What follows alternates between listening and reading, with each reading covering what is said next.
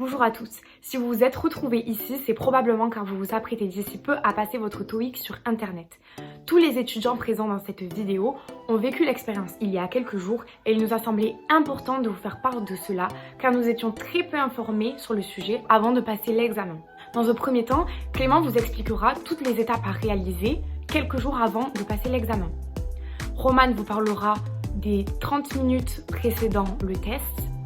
Martha vous expliquera toutes les étapes à accomplir durant la réalisation du test.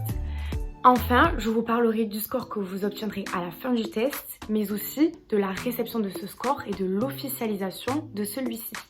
Je vous laisse avec la suite de la vidéo. Bonjour, je vais vous présenter les préparatifs à faire avant de passer le test du TOEIC. Donc tout d'abord, il faut s'y prendre 48 heures à l'avance. Vous allez recevoir un mail où dans ce mail, il y aura 3 liens différents. Donc tout d'abord, il faudra télécharger Google Chrome. Pour ceux qui travaillent sur Mac, il faudra le télécharger parce qu'on ne peut pas passer le TOEIC sur Safari. Après, vous allez cliquer sur le premier lien. Le premier lien va tester la compatibilité de votre ordinateur. Donc là, il y a un système de notation, soit c'est vert, soit c'est orange, soit c'est rouge. Si c'est vert et orange, vous pouvez effectuer le test sur cet ordinateur. Sinon, vous devrez changer. Après, sur le second lien, vous allez télécharger l'extension de Protector Exam pour Google Chrome qui permettra de partager votre écran avec le site qui sécurise le passage du TOEIC. Ensuite, vous cliquerez sur le troisième lien. Sur ce troisième lien qui va vous amener sur le site de Protector Exam. Donc là, vous allez devoir passer quelques tests sonores au niveau du micro et des haut-parleurs. Et puis, ils vont vous demander de télécharger l'application pour smartphone. Vous allez donc avoir un QR code qui va s'afficher sur votre ordinateur. Avec votre smartphone, vous scannez le QR code depuis l'application. Et là, vous allez pouvoir tester la caméra de votre téléphone.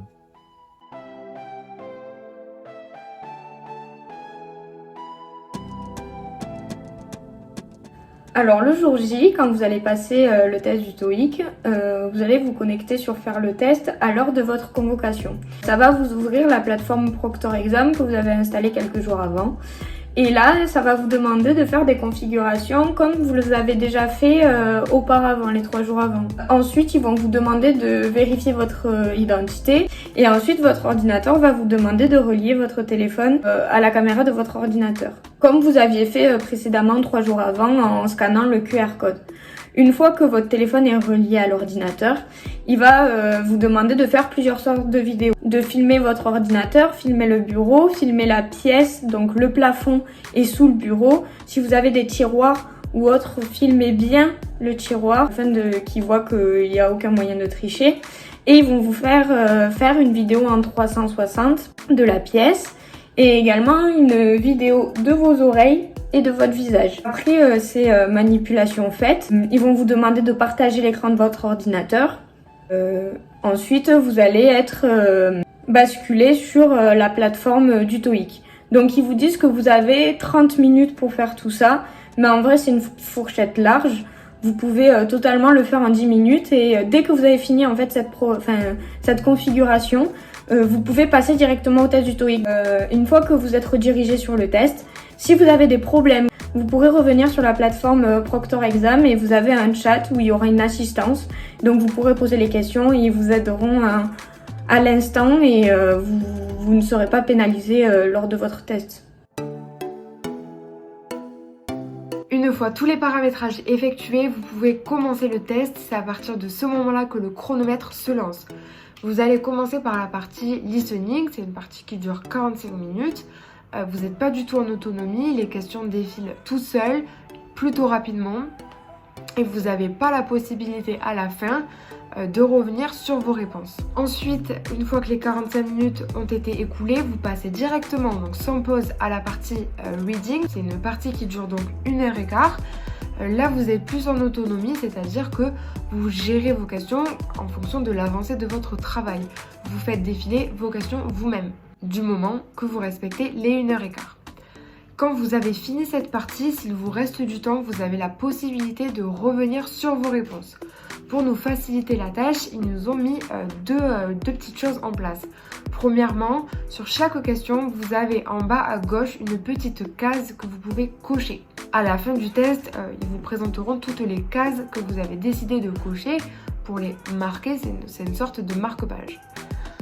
Aussi, vous avez des petits points d'exclamation rouges qui apparaissent à côté de l'intitulé de vos questions et qui vous spécifient que vous n'avez pas répondu à cette question. C'est quelque chose que je ne vous conseille pas parce que si à la fin du test, il vous reste plus de temps, vous aurez des questions auxquelles vous n'aurez pas du tout répondu. Donc, ce que je vous conseille, c'est de répondre à tout sur le moment et si vous avez du temps, vous y retournerez par la suite.